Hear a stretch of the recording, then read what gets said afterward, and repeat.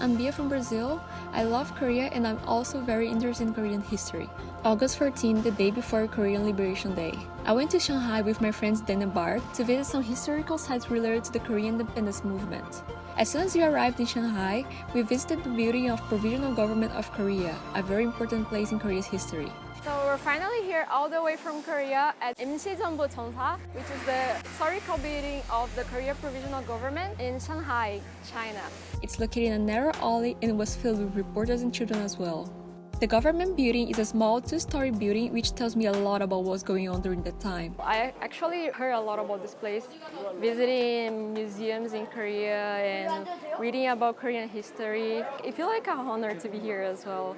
I know this is a historical place where anyone can visit. This is basically like a museum, which I've heard so much about, and all of the people, the important people to the Korean independence movement who have been here. I really expect to learn even more about the Korean independence movement and Korean history after this visit. 대한민국 대한독립만세. 여기서 와서 기분이 어때요? 재밌어요? 한국 역사에 대한 관심이 있어요? 조금? 귀여워. So turns out we are actually not allowed to film inside. We just finished the visit of the Korean Provisional Government building. It was actually much quicker and stricter than we thought. The security there is super tight, but you know, the place is really well preserved. You can see where they worked at, where they slept at. There's real life models of them. You could also see the pictures of the former presidents hanging there. I feel like you could learn even more about this building, which is really important for the Korean independence movement and Korean history in general. So I'm really happy that I got this opportunity here. So after we visited the Korean Provisional Government building, we had such a great night at Shanghai. I was able to talk with a few Korean kids who also came to visit.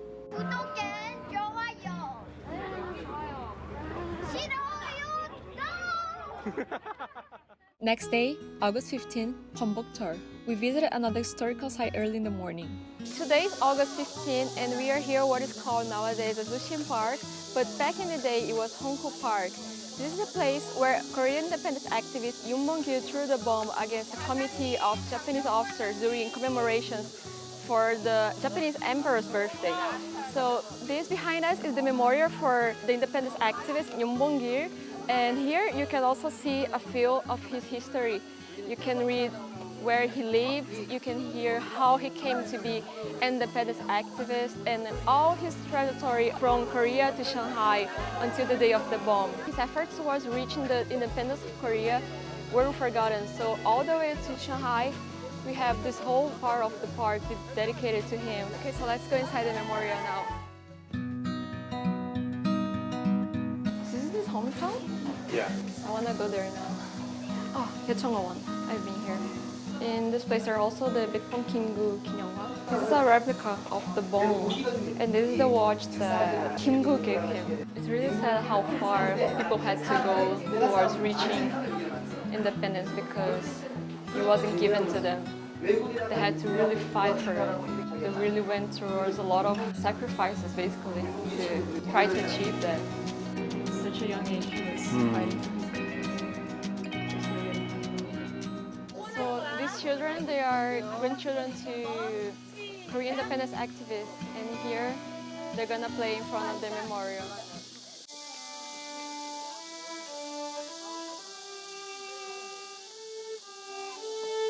오늘 여기 상해에 어떻게 해서 오게 됐어요? 고조 할아버지가 독립운동 가셔가지고 오게 됐어요. 저도 똑같은 경우로 왔어요. 할아버지에 대해서 뭐 많이 들어봤어요? 많이는 안 들어봤는데 이번 경험 통해서 많이 들어봤어요. 저는 엄마랑 아빠 덕분에 알게 됐어요. 여기 직접 와보니까 어땠어요? 되게 실감났어요. 전 할아버지가 이렇게 힘든 곳에서 사셨다는 게 정말 영광이었습니다. 이번 경험을 통해서 많은 것을 배워갔으면 좋겠어요. 여기 있는 다른 친구들도 조상들이 어떤 일을 했는지 잘 알았으면 좋겠어요.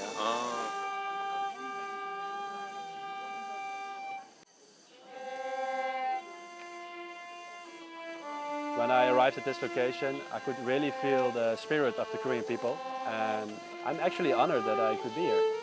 Really special for a foreigner that lives in Korea to be with this event together with the Koreans. I think what I want to say to all the people in the world is that we should never forget Liberation Day, because especially for Koreans, you know, it just marks a moment in their life where they finally could build up their own country instead of being occupied by other people and their whole history almost. So I think we should pass on the memory to the new generations and all the other generations to come. It's always good to remember the real history that happened. So, 대한민국만세. 제가 한국 사에 대한 경관심이 있어서 계속해서 더 많이 배웠으면 엄청 좋겠어요. 오늘도 좀만 더 배울 수 있었어요. 엄청 행복해요.